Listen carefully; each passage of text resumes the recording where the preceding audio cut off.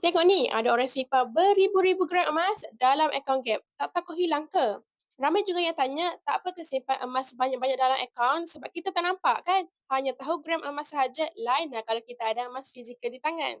Pertama sekali, akaun Gap ni ialah trusted platform untuk kita semua simpan gram emas dalam akaun. Sebab ada je orang yang takut nak pegang emas fizikal macam ni.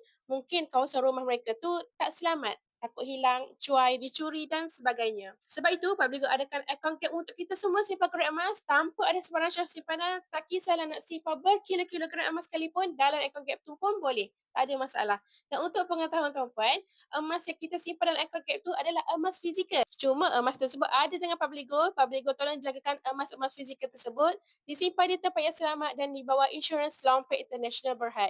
Bila kita dah simpan gram emas dalam akaun Gap, nak keluarkan bila-bila masa saja dalam bentuk fizikal boleh dah, tak ada masalah.